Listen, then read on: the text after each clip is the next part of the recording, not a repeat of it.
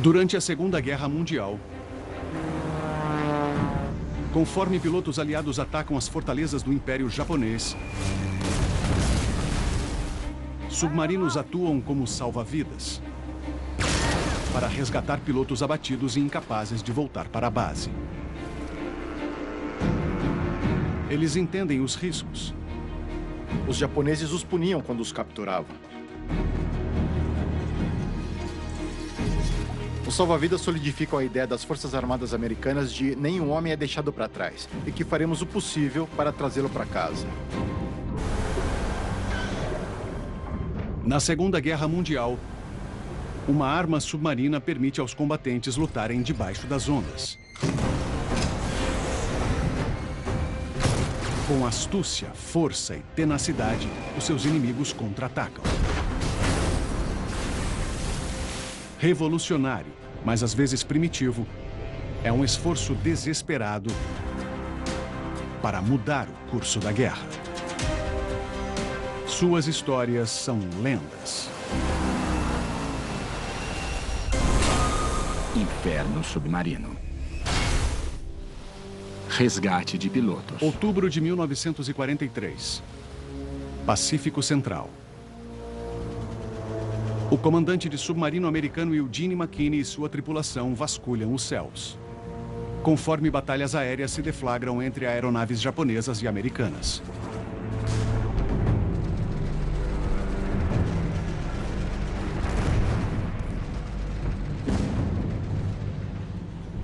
Não estão aqui para afundar navios. McKinney fica de olho caso um avião americano caia perto de seu submarino. Se receber a notícia, o Skate tentará resgatar os sobreviventes. Os americanos sempre levaram operações de busca e resgate a sério, pois sabiam que tinham um efeito positivo no moral. Abaixo do convés, a tripulação do Skate sintoniza na frequência de rádio dos aviadores americanos, mas só podem escutar. O rádio é como um rádio de polícia, só transmite em uma direção. Não tem como enviar mensagem e prevenir que seus aviões os ataquem. Para submarinistas condicionados a reagir a aviões de guerra como uma ameaça letal, é uma situação enervante. Estão tão acostumados a ter que mergulhar quando vem um avião que é difícil se livrar desse instinto.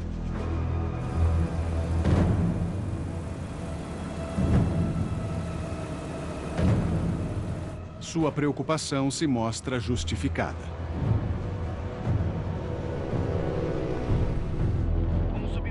Vamos pegá-lo. Quando o Skate escuta um piloto americano identificando seu submarino como um alvo, McKinney e sua tripulação estão virtualmente indefesos.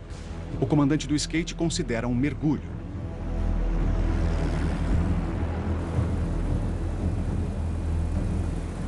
Mas no rádio... Abortar, é um de nós. O líder do esquadrão dos pilotos identificou o submarino como amigo. Os pilotos recuam antes que McKinney seja forçado a agir. O USS Skate está posicionado perto da ilha Wake, ocupada por japoneses. O posto militar está a quase 3.200 quilômetros a sudeste do Japão.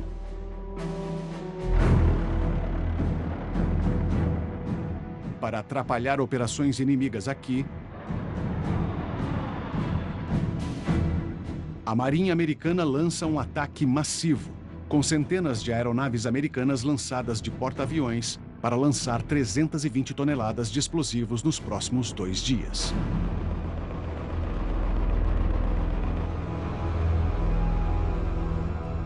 Da costa, os japoneses respondem com uma barragem de fogo antiaéreo e caças Mitsubishi Zero.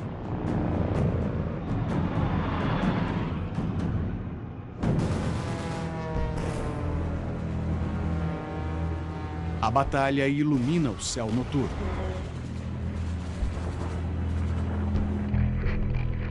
A 19 quilômetros a oeste do ataque, o Skate recebe notícias de uma aeronave americana abatida, cuja tripulação pode ter escapado. Velocidade máxima. McKinney corre com seu submarino na superfície, onde vigias podem vasculhar os mares, junto com outros que vieram para a ponte assistir ao ataque aéreo. Mas a escuridão torna a busca por sobreviventes difícil. Conforme a luta acima continua, Aeronave! um Zero japonês desce do céu e mira suas armas no submarino americano.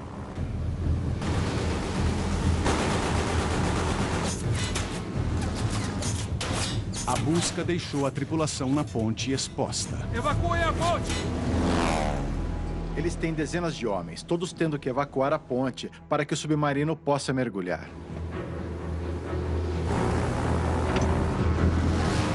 A aeronave inimiga continua seu ataque.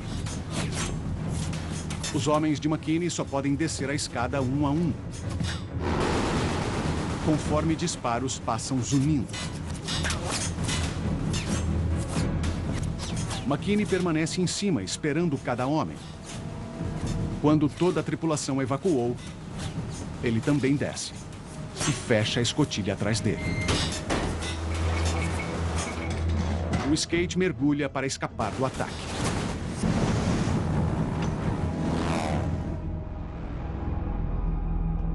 Conforme o submarino desce a 27 metros, bombas aéreas explodem próximas a ele. Quando explodem, primeiro você sente a onda de impacto acertando a lateral do submarino, fazendo um som forte, seguido por um estrondo horroroso. É absolutamente aterrorizante.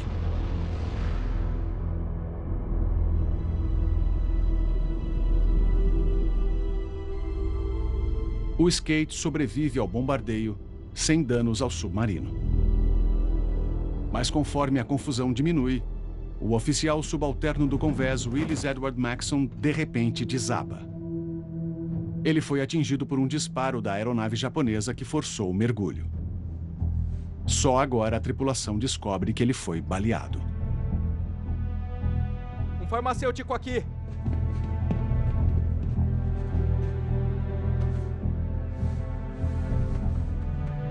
O disparo atingiu Maxson nas costas, mas não saiu.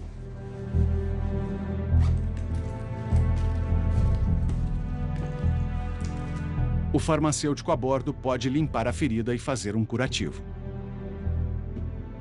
Ele não tem as habilidades ou instalações para remover a bala. McKinney enfrenta uma decisão difícil. Ele abandona sua missão e procura cuidar dos médicos, ou ele fica e continua tentando resgatar os aviadores derrubados. Como você tá, garoto? Eu tô bem. Apesar do ferimento sério, Não aguente firme e melhoras. o próprio Maxson pede que o Skate continue com sua missão de resgate. McKinney opta por continuar com sua missão.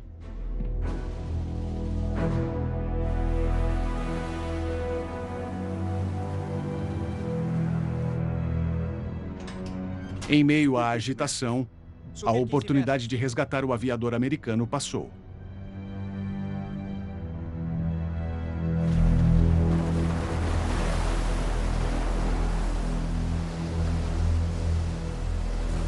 Ao emergirem na manhã seguinte, o submarino recebe notícia de mais tripulações aéreas abatidas.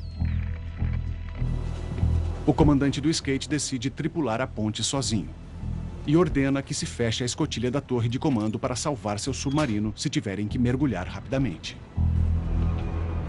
O McKinney aprendeu sua lição do dia anterior. Isso permitirá que mergulhem bem mais rápido se forem surpreendidos novamente. McKinney localiza o aviador abatido, a 3 quilômetros da ilha Wake. Mas não há um procedimento de resgate pré-estabelecido. Nessa hora, tudo se resume a uma boa dose de improviso. Estão tendo que descobrir o que fazer conforme eles fazem.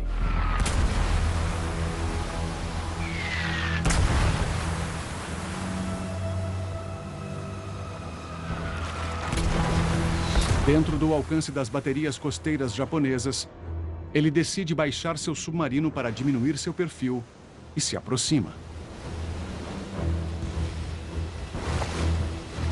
Mas conforme 3 dos tripulantes de McKinney andam pelo convés inundado, armas japonesas disparam da ilha. Tanto os aviadores quanto o submarino estavam em seu alcance.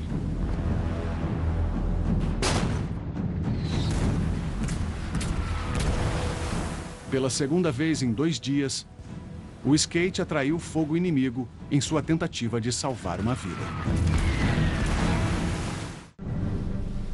Outubro de 1943.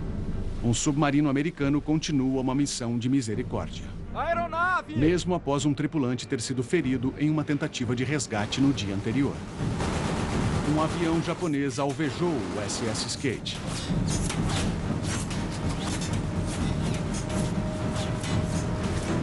E o oficial subalterno do convés, Willis Edward Maxson, sofreu um grave ferimento de bala. O tenente Maxson ter sido baleado é devastador para a tripulação. Ele é um jovem oficial popular e aqui está ele ferido enquanto estão tendo que salvar um piloto que eles nem conhecem.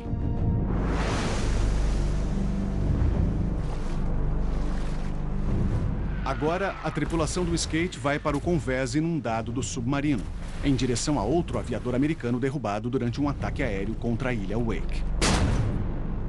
Os japoneses abrem fogo contra os resgatadores e o aviador com armas na costa. Esse é o grande medo dos submarinos. Eles não só estão expostos aos aviões acima, mas também de ataques vindos da costa. Mesmo a 3 quilômetros, uma única bala poderia perfurar o casco do submarino e comprometer sua habilidade de escapar.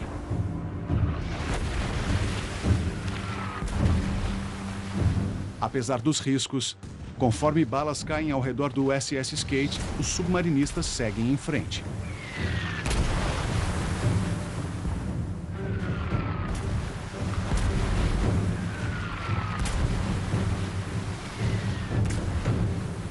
De repente, ataques de aviões americanos silenciam as baterias costeiras. O fogo inimigo cessa.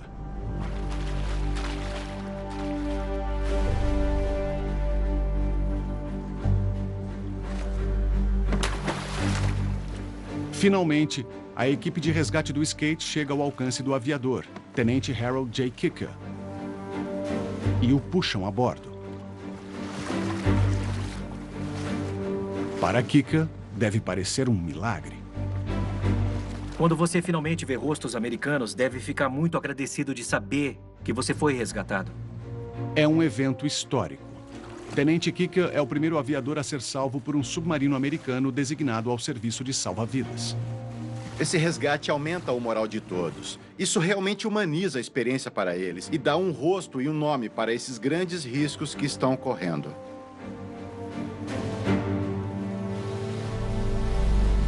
Mas para o Skate, o preço da missão de salva-vidas se provará ainda mais custoso. No início da manhã seguinte, o oficial subalterno do convés Willis Edward Maxson sucumbe aos ferimentos a bordo do submarino. É um momento muito emocional para os tripulantes. Submarinos são ecossistemas apertados, relações fraternas próximas, e esses homens se conhecem. E nesse momento, cabe ao capitão ser aquele quem vai guiá-los. Na noite de 9 de outubro de 1943, o comandante McKinney e sua tripulação preparam o corpo de Maxson para um funeral no mar. Submarinos não estão equipados para conseguir lidar com os restos de marinheiros falecidos. Quero dizer que eles não têm a habilidade de mantê-los e levá-los de volta, e frequentemente também não podem deixar a luta. Então precisam resolver essas coisas enquanto estão patrulhando no mar. Eles costumavam envolvê-lo em um pano de lona e faziam uma cerimônia e então mandavam os seus restos para o oceano. Ao Deus Todo-Poderoso, enviamos a alma de nosso irmão que partiu e enviamos o corpo para as profundezas. Esses marinheiros que passam seus dias e noites no mar, eles voltam ao mar quando morrem. E nesse caso, quando morrem em combate, é parte da tradição. É uma experiência muito comovente e assombrosa.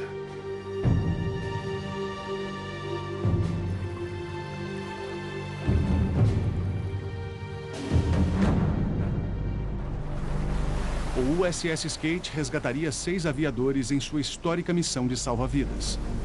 Isso mostra uma grande mudança na guerra no Pacífico. Fizemos um grande investimento em ensinar esses homens como voar e como entrar no combate. E queríamos poder reter isso para o futuro.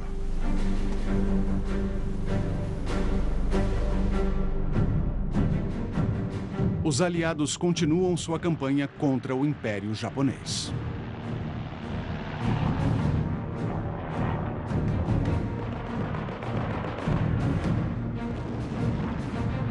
Estamos na ofensiva.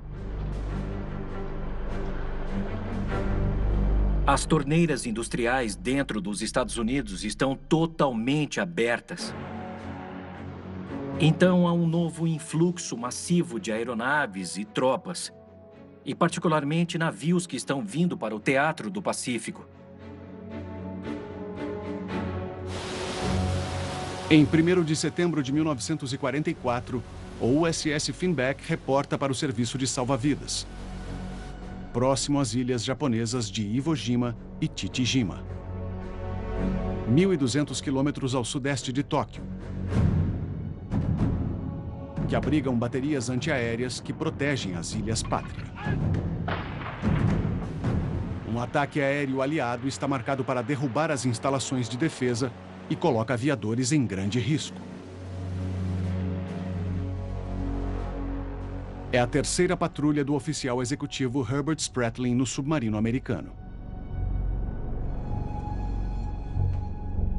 Mas o comandante do Finback, Robert Williams, é novo. Marca de rolamento? 097 verdadeiro. Spratling torna-se a ponte de Williams com a tripulação. Muda o rolamento para 220. É o seu trabalho estar familiarizado com o que os homens estão pensando. Spratling sabe que a tripulação está desencorajada. O Finback passou muito de suas últimas patrulhas de guerra em serviço de salva-vidas. Eles não resgataram nenhum aviador. A maioria quer um papel mais ativo em derrotar os japoneses. Os oficiais podem entender que o que fazem é importante, mas o marinheiro médio está pensando: por que não estamos afundando navios? Mas, novamente, o USS Finback é designado para serviço de salva-vidas, assistindo à batalha de fora do campo. Conseguirão Williams e sua nova tripulação mudar a maré e assumir um papel mais ativo em desafiar o inimigo? Setembro de 1944. Posicionado ao sul de Iwo Jima e da vizinha Chichijima, o submarino americano USS Finback está em serviço de salva-vidas durante um ataque aéreo aliado contra as 2 ilhas japonesas. Com o desenrolar do ataque, Aeronave! a tripulação do Finback avista uma aeronave se aproximando de seu submarino. Normalmente uma ameaça, eles rapidamente identificam o avião como um amigo. Caças F-6F Hellcat. A Marinha Americana agora designa patrulhas aéreas de combate para os submarinos, ou SCAP. Diferente dos bombardeiros atacando as ilhas, os Hellcats apoiam tripulações de submarino em serviço de salva-vidas, para oferecer proteção e para ajudar a localizar aviadores no vasto Pacífico. Com o SCAP, você consegue trazer um pouco de estrutura para esse caos e atingir o objetivo, que é resgatar esses aviadores abatidos.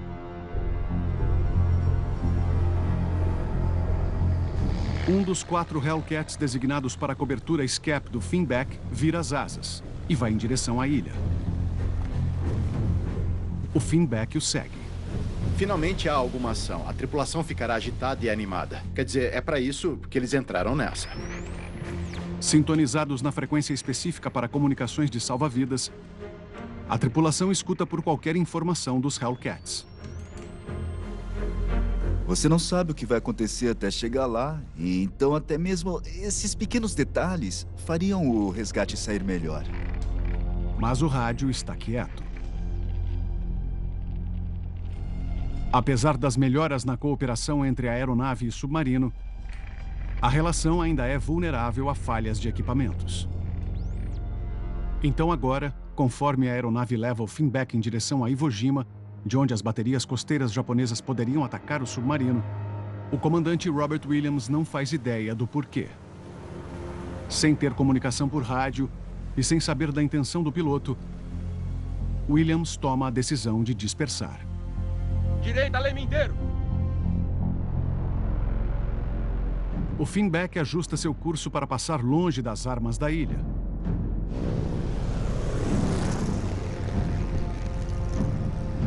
Mas sua cobertura aérea não o segue.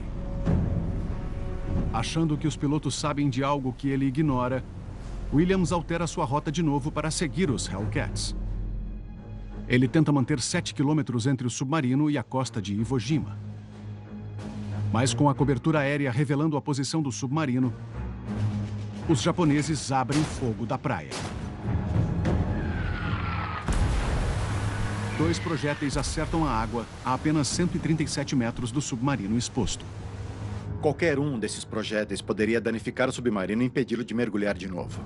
Evacuem a ponte! Mergulhar, mergulhar! Williams ordena um mergulho.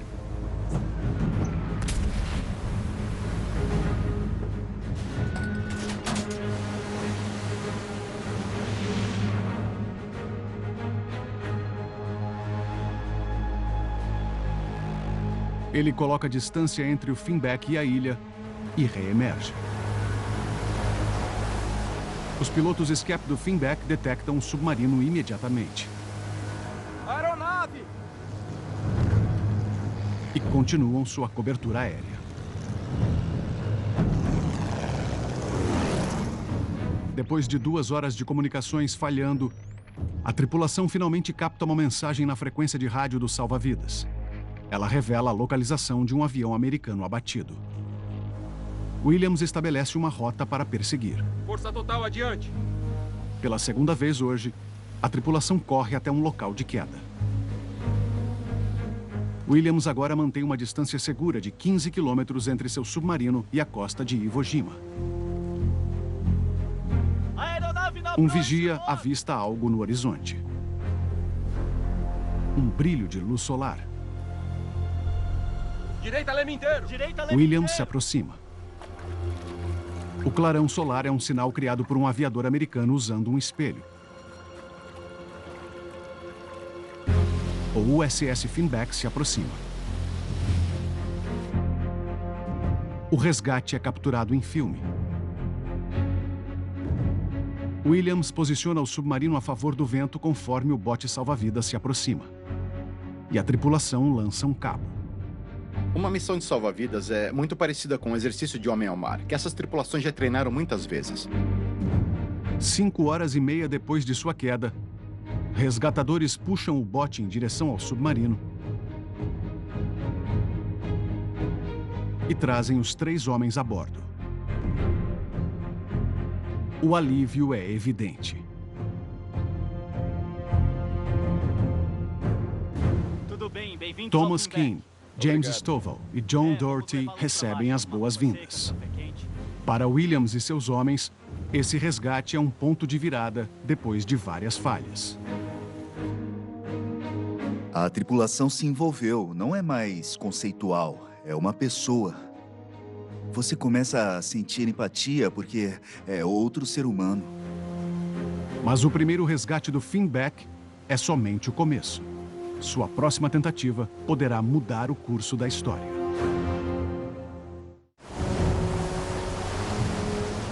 2 de setembro de 1944. 800 quilômetros ao sudeste do Japão. O tenente-comandante Robert Williams e a tripulação do USS Finback servem numa missão de salva-vidas para resgatar aviadores aliados abatidos. Ao sul, a bordo do porta-aviões americano USS San Jacinto, aviadores do Esquadrão Torpedo 51 preparam-se para atacar a ilha japonesa de Chichijima.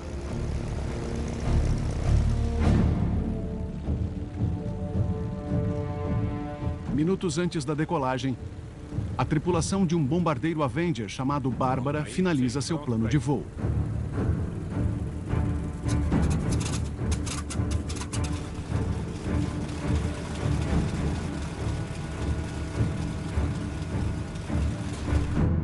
A missão do Esquadrão 51 será atacar 2 das torres de rádio de longo alcance de Chichijima. Chichijima é o mais importante centro de comunicações situado fora do Japão. Você tem antenas de rádio enormes que estão enviando comunicações para a Marinha japonesa.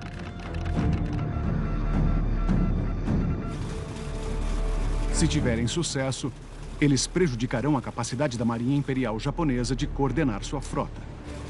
Com uma carga de 4 bombas de 225 quilos, o piloto mais jovem do Esquadrão 51 decola.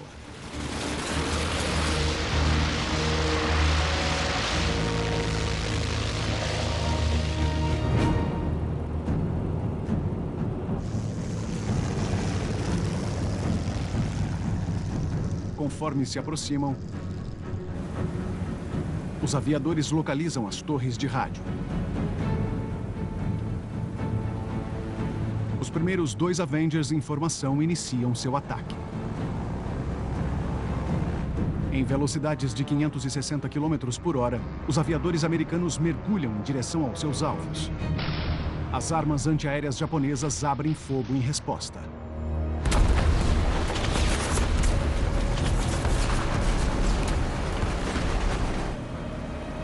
A tripulação a bordo do Bárbara observa os primeiros 2 bombardeiros fazerem seu ataque.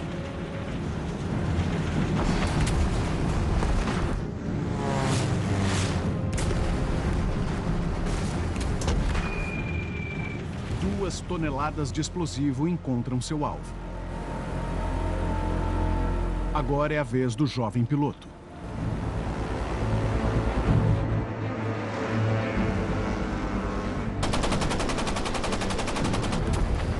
Ele se aproxima do seu objetivo. A uma altitude de 2.400 metros, antes que possa soltar sua carga, salvas de disparos antiaéreo irrompem. Um acerta o motor e um incêndio se inicia. É muito caótico. Há fumaça na cabine e mal dá para enxergar além dela. O piloto precisa tomar uma decisão: recuar e tentar voltar para o porta-aviões ou seguir com o ataque.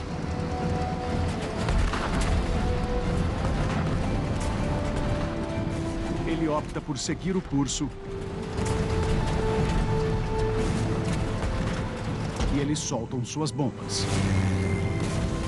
O Bárbara consegue 4 acertos. Mas conforme o piloto leva o Avenger danificado em direção ao oceano, ele tem dificuldades em manter o controle.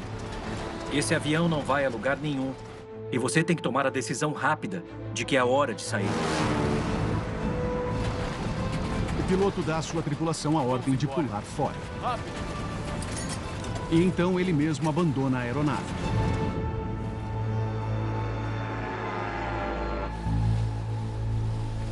Perto da costa oeste de Chichijima, o tenente-comandante Robert Williams e a tripulação do USS Finback estão a postos em serviço de salva-vidas. Às 9h30, chega um relato de um avião americano abatido.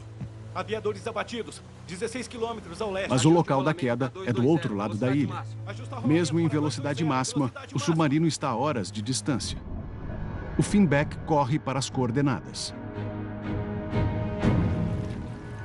Ao nordeste, o jovem piloto do Esquadrão 51 sobrevive ao seu pouso de emergência na água. Ele vasculha o vasto oceano, mas não encontra nenhum sinal de seus companheiros.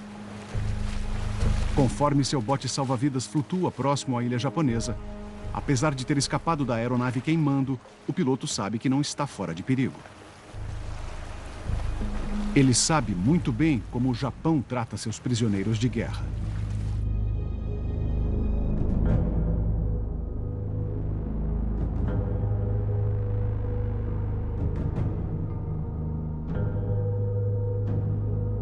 Em 24 de outubro de 1943, 3 soldados australianos presos na Nova Guiné são retirados de suas celas. Depois de semanas de cativeiro, espancamentos e interrogatórios brutais,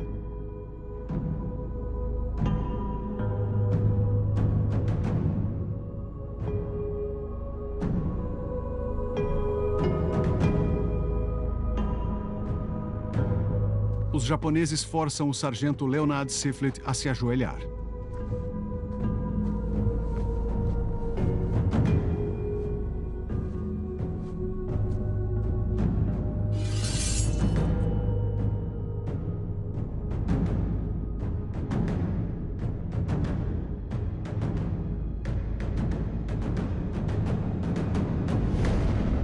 Siflet e os outros dois são decapitados. Em setembro de 1944, as imagens dos momentos finais de Siflet foram vistas por aviadores americanos. Aquela foto foi amplamente circulada dentro das tropas aliadas, então todos tinham um entendimento visceral de que, se por acaso cair nas mãos dos japoneses, esse também deve ser o seu destino. Agora, as correntes do oceano empurram o bote salva-vidas do piloto em direção à costa de Chichijima. Pior ainda, barcos japoneses partem da praia. Você está sozinho, perto o suficiente de uma ilha inimiga que está desesperado a ponto de remar com as mãos tentando se afastar dela. E mais uma vez, a vida do piloto está em jogo. Setembro de 1944. A sudeste do Japão, o USS Finback corre em direção ao local de queda de um avião americano. A 16 quilômetros, um jovem piloto é levado em direção à costa de uma ilha japonesa, de onde navios inimigos zarpam em sua direção. A situação parece sem esperanças. Até que 2 aviões americanos de seu esquadrão aparecem acima.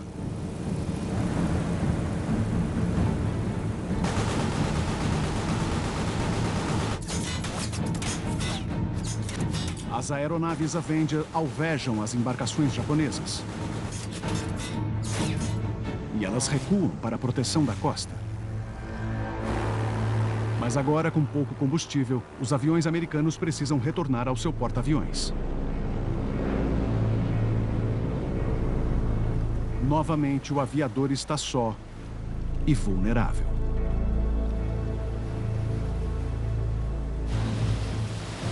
Ao sul, o USS Finback se aproxima das coordenadas do aviador derrubado, guiado por sua cobertura aérea. Bote salva-vidas! Na proa este bote! Finalmente, um vigia avista um objeto amarelo brilhante no vasto Pacífico. Do bote salva-vidas, após mais de 3 horas de medo e luta, o piloto de 20 anos acredita que começou a alucinar, quando vê o que descreve como uma aparição. Primeiro um ponto escuro. Depois um submarino emerge. Ele se preocupa que pode ser japonês.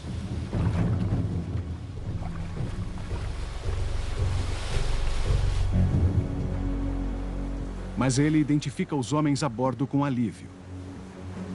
São americanos.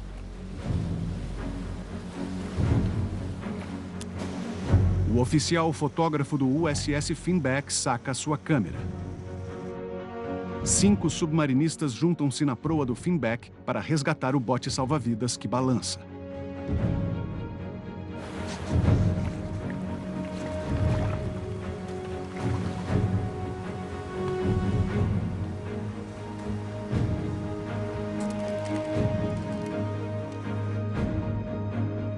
Logo antes do meio-dia, mais de 3 horas após a queda, eles trazem o jovem piloto a bordo.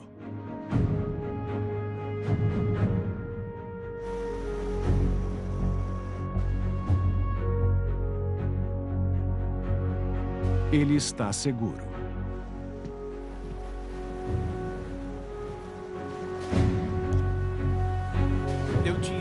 Os 2 tripulantes de seu Avenger ainda estão desaparecidos.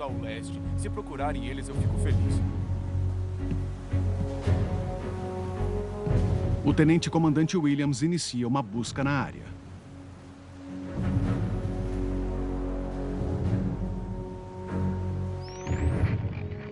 Abaixo do convés, chega um relatório. Dá as coordenadas de um aviador americano em um bote salva-vidas próximo a outra ilha, Hahajima, ao sul. Velocidade máxima.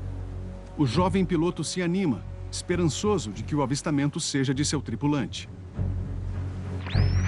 Conforme o Finback se aproxima do alvo, a aeronave circulante transmite mais informações. Ele confirma que o bote salva-vidas flutua a apenas 2.400 metros de Hahajima, sob fogo dos japoneses. Até agora, o Finback teve sorte com 2 resgates fáceis. Mas agora eles terão que se aproximar da costa japonesa. Agora é bem mais arriscado. Em plena luz do dia, para proteger o submarino, Evacuem a ponte! Evacuem a ponte! a tripulação do Finback se prepara para mergulhar. Williams tem que se aproximar discretamente.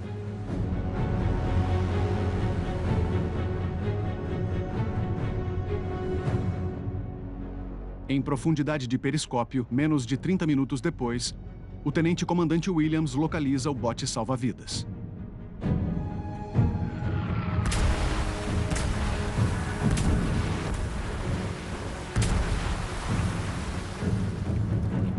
Mas se Williams emergir dentro do alcance da ilha, ele arrisca seu submarino e todos a bordo.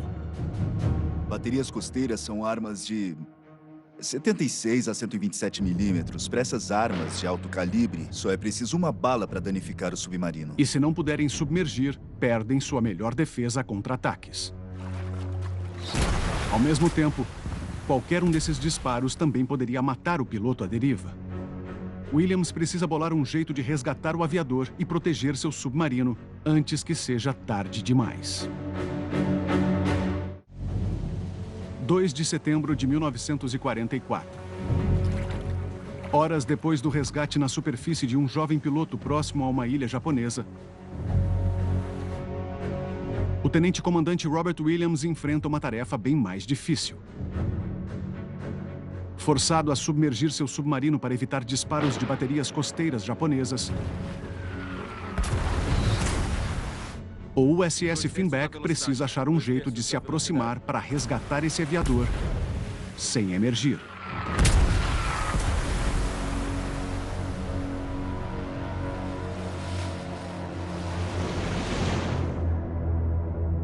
Tentar manobrar uma embarcação de 1.800 toneladas para chegar a alguns metros de algo é relativamente difícil. Tentar fazer esses 2 pontos variáveis se encontrarem é complicado. O Finback também não tem como comunicar suas intenções ao piloto. Inicialmente, ele ignora a presença do submarino. Pensem como isso é desorientador, um submarino aparecer de repente bem na sua frente. Então, para começar, Williams planeja uma passagem rápida para chamar a atenção do aviador. O Finback se aproxima do aviador a 4 nós, ou pouco mais de 7,2 km por hora.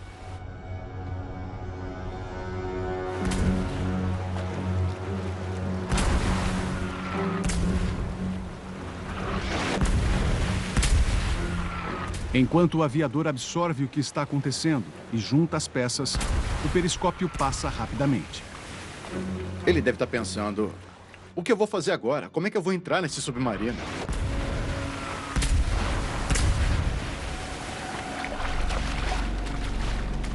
Apesar do piloto não ter se agarrado, o tenente-comandante Williams não desiste.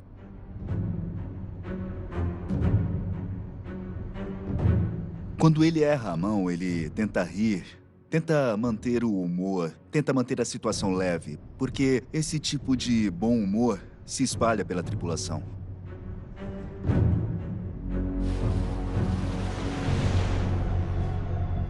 O Finback inicia outra passagem pelo aviador,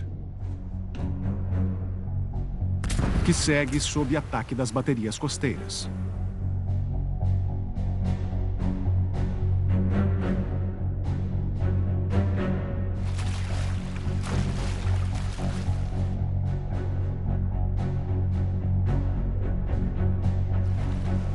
Dessa vez, o aviador está esperto e consegue se agarrar ao periscópio do submarino. Mas conforme o Finback começa a se afastar da ilha,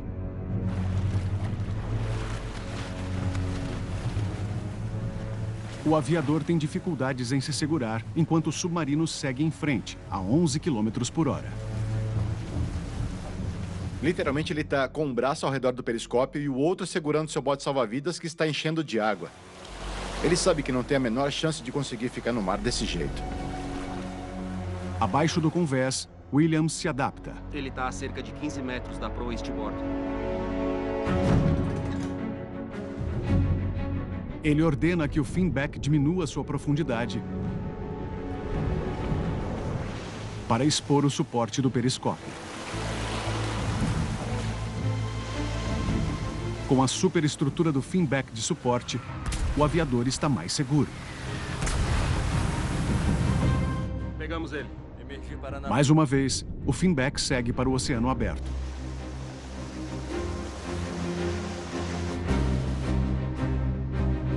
A 8 quilômetros da ilha de Harajima, o submarino pode emergir com segurança.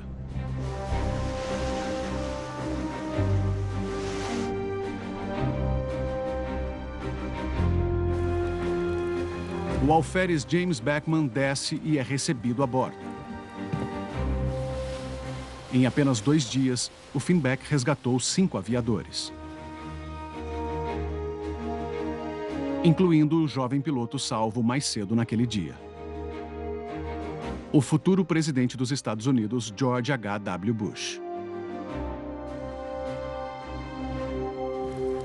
Beckman não é um dos aviadores desaparecidos abatido com Bush. Apesar dos esforços de busca, os outros 2 tripulantes de Bush nunca seriam encontrados. O Bush nunca superou essa perda. Isso o assombrou pelo resto de sua vida e ele sempre se perguntou se poderia ter feito algo mais. Bem-vindo a bordo. O Finback carrega suprimentos suficientes para acomodar os aviadores. Eles ficarão a bordo por quase 1 mês, a duração da patrulha do submarino. O Bush e os outros ficaram surpresos de que não retornariam aos seus porta-aviões imediatamente. Em vez disso, puderam experimentar um pouco da vida submarina. Bush escuta os circuitos de batalha quando o submarino afunda 2 navios. Ele sobrevive a ataques de cargas de profundidade. Quando o Finback navega na superfície, Bush se junta à vigia na ponte. Ele seguiu até se tornar o comandante em chefe. Então isso deu a oportunidade de entender bem mais tarde em sua vida como era para as tropas. Por sua atuação em Chichijima, o tenente-grau júnior George H.W. Bush recebe a Cruz de Voo Distinto por heroísmo sob fogo. Quando foi eleito presidente em 1988, ele convida os membros sobreviventes da 10ª Patrulha de Guerra do Finback para marcharem em seu desfile inaugural.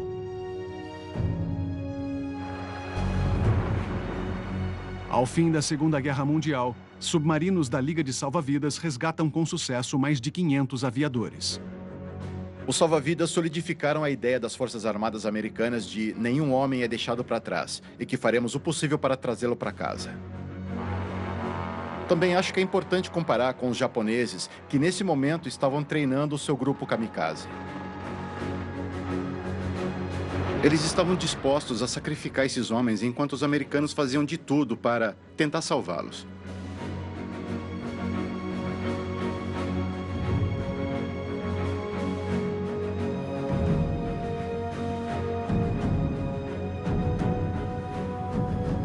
O tenente-grau júnior Willis Edward Maxson, do USS Skate, se mostraria o único submarinista americano morto em serviço durante uma missão de salva-vidas.